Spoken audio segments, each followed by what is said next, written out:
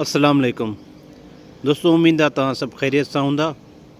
काफ़ी आबादगार सवाल कंदा आहिनि त सर असां वणनि जे फ़सुल जे लाइ फर्टिलाइज़र प्लान छा रखूं। असां कोशिशि कंदासीं तव्हांखे सम्झाइण जी। जेकॾहिं असां खां का ॻाल्हि रहिजी वञे त तव्हां असांजी रहनुमाई कजो कमेंट में, ऐं वीडियो पसंदि अचे लाइक एंड शेयर ज़रूरु कजो, जीअं ॿियनि आबादगारनि जी रहनुमाई थी सघे। हाणे ॾिसो, जॾहिं बि असां का हाई यील्डिंग वैरायटी लॻाईंदासीं या को बि फ़सुलु लॻाईंदा आहियूं असां, उन जे लाइ तमामु ज़रूरी हूंदो आहे त असां उन खे इनपुट्स बि ओड़ा ॾियूं। मतिलबु जेकॾहिं हाई यील्डिंग वैरायटी आहे त उन जी फर्टिलाइज़र जी रिक्वायरमेंट, उन जी पोखी जो टाइम, उन जे लाइ ज़मीन, उन जे लाइ मौसम, उन जे लाइ जेको आहे सोइंग मेथड, पाणी जो सिस्टम, गुड गंदगाह, हर शइ जेको आहे तमामु ज़रूरी आहे। जेकॾहिं पाण इन्हनि शयुनि जो ख़्यालु न रखंदासीं त डेफिनेटली असां वधीक पैदावार न खणी सघंदासीं। इन जो तव्हांखे नंढिड़ो हिकिड़ो मिसाल ॾींदासीं त ॾिसो, हिकिड़े पहलवान ऐं हिकिड़े आम माण्हू जी खाद खुराक रहणी करणी में तमामु घणो फ़र्क़ु हूंदो आहे। जेकॾहिं पहलवान खे असां जेकॾहिं सुठे नमूने सां मतिलबु हुनजो खाधो, हुनजी देखभाल या हुनजो असां मतिलबु डाइट जो ख़्यालु न रखंदासीं त हू मैदान ते ओड़ी परफॉर्मेंस न ॾेई सघंदो। तव्हां जेकॾहिं मिसाल गुलाबी बकरी आहे या कामूरी बकरी आहे, सुठे नस्ल जी बकरी आहे, उन जो ओड़ो ख़्यालु देखभाल न कंदो त तव्हां डेफिनेटली उन्हनि जी अहिड़ी परफॉर्मेंस न ॾिसी सघंदो। हिकिड़ी ऑस्ट्रेलियन ढगी आहे जंहिंजो तव्हांखे असां बार बार मिसाल ॾींदा आहियूं। जेकॾहिं उनखे उन हिसाब सां खाद खुराक न ॾींदासीं त हू असांखे 15 लीटर, 12 लीटर, 8 लीटर, 10 लीटर खीर जो परफॉर्मेंस न ॾींदी। हिकिड़ी ॻाल्हि ॿी जो ख़्यालु रखंदासीं, जेकॾहिं मिसाल हिकिड़े कमरे में वेहण जी जॻह मतिलबु हुजे 10 माण्हुनि जी, ऐं उते असां जेको आहे 50 माण्हू वेहारींदासीं त को बि माण्हू सुखियो न वेहंदो। जेकॾहिं मिसाल हिकिड़ी खट ते 4 माण्हू वेठा आहिनि ऐं असां जेको आहे उते मिसाल 2 माण्हुनि जी मानी रखंदासीं त कंहिं बि माण्हू जो पेट कोन भरबो, या हिकिड़े माण्हू जी मानी रखंदासीं त कंहिं बि माण्हू जो पेट न भरबो। एक्सेस ऑफ फर्टिलाइज़र या जेको आहे शॉर्टेज ऑफ फर्टिलाइज़र, इहे ॿई तमामु घणा नुक़सानकार हूंदा आहिनि। असांजी ज़मीननि में गलो कुझु ख़राबु आहे, इन जे करे असांजी ज़मीननि में जेके असांजा असेंशियल न्यूट्रिएंट्स आहिनि, असांजा जेके मेजर जेको आहे फर्टिलाइज़र आहिनि, उन्हनि में असांजो NPK, नाइट्रोजन, फास्फोरस ऐं पोटाश, इहे तमामु घटि आहिनि। ईअं सम्झो फास्फोरस ऐं पोटाश न हुअण जे बराबरि आहिनि।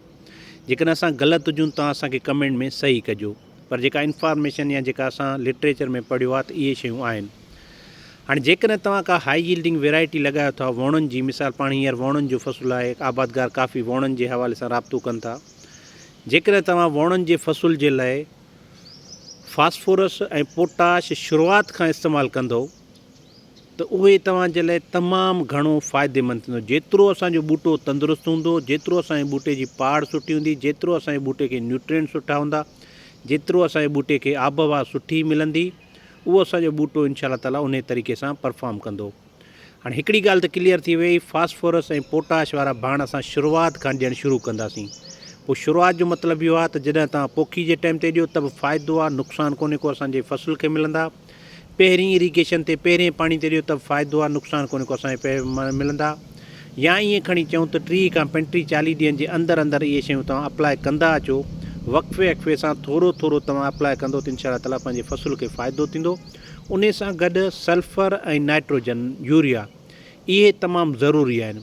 वरी जॾहिं गुलबाटी ते या मतिलबु फ्लावर ते या गुल ते असांजो ॿूटो ईंदो त उन हिसाब सां असां उनखे जेको आहे बोरान, पोटाश, सल्फर, मैग्नीशियम, इन्हनि जा स्प्रे या इन्हनि जो भाण असां ॾींदासीं त जीअं असांजो ॿूटो ताक़त करे। फास्फोरस असांजे ॿूटे खे जान ॾींदो आहे, असांजे ॿूटे जी पाड़ सुठी कंदो आहे, असांजे ॿूटे खे तंदुरुस्तु कंदो आहे, असांजे ॿूटे में मतिलबु जेके न्यूट्रिएंट्स जी रवानगी आहे उन्हनि खे फ्लो खे सुठो कंदो आहे, ॿूटे खे मज़बूत कंदो आहे। इहे सभु शयूं फास्फोरस में आहिनि। पोटाश जेको आहे असांजो, भले पोइ कणिक हुजे, वण हुजनि, सारियूं हुजनि, शुगर केन हुजे, उन्हनि जे लाइ पोटाश जेको बि उन्हनि जो फ्रूट थींदो उन जे लाइ ताक़तवर हूंदो। माना पोटाश वञी असांजे दाणे ताईं पुॼंदो, दाणे ताईं पुॼंदो त इनशा ताला दाणो सिहतमंद हूंदो, दाणो सिहतमंद हूंदो त असांजी पैदावार फ़ी एकड़ ते वधीक थींदी। उन सां गॾु जेको आहे तव्हां पंहिंजे फ़सुल जी गुॾ मतिलबु गंद गाह जी मैनेजमेंट कंदो, या हींअर जेको थ्रिप्स जो मसइलो आहे उन जी तव्हां वधि में वधि मैनेजमेंट कंदो, जीअं थ्रिप्स असांजे ॿूटनि खे नुक़सानु थो ॾिए, मौसम असांजी क्लियर कोन थी थिए, ॾखिण जी हवा शुरू कोन थी आहे, त इन हवाले सां असां जेको आहे कोशिशि कंदासीं मतिलबु जीत जेके आहिनि नुक़सानकार जीत आहिनि उन्हनि जो बि असां ख़्यालु कंदासीं। हाणे तव्हां ॿुधायो त तव्हां छा कंदा आहियो, तव्हांजी मैनेजमेंट कीअं आहे, तव्हां मतिलबु छा पंहिंजे वणनि जे फ़सुल खे या ॿियनि फ़सुलनि खे ॾींदा आहियो।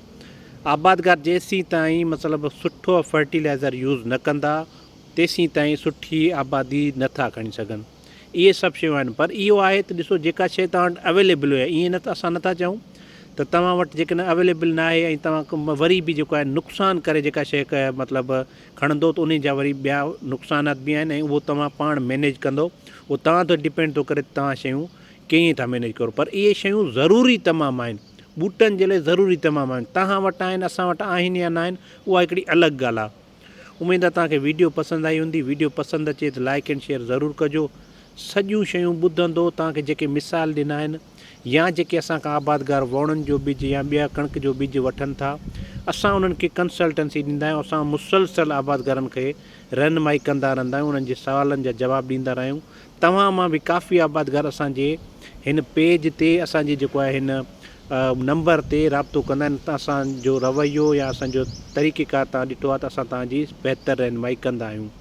असांजो कमु सिर्फ़ु बिज़नेस करणु न आहे, असांजो कमु आबादगारनि जी रहनुमाई करणु आहे। पोइ जहिड़े बि हिसाब सां हुजे, उहा गवर्नमेंट जे तरफ़ां का सब्सिडी हुजे या असांजे जेको आहे फ़सुलनि जे बारे में, कई बीमारियुनि जे बारे में या फर्टिलाइज़र टेक्नोलॉजी जे बारे में या पोखी जे हवाले सां या सीड रेट जे हवाले सां कई शयूं आहिनि, त असां उहे कोशिशि कंदा आहियूं तव्हांखे ॿुधाईंदा आहियूं। तव्हां सभिनी वॾी महिरबानी ऐं इनशा ताला तव्हांजे फीडबैक जो असांखे इंतज़ारु रहंदो। Thank you so much.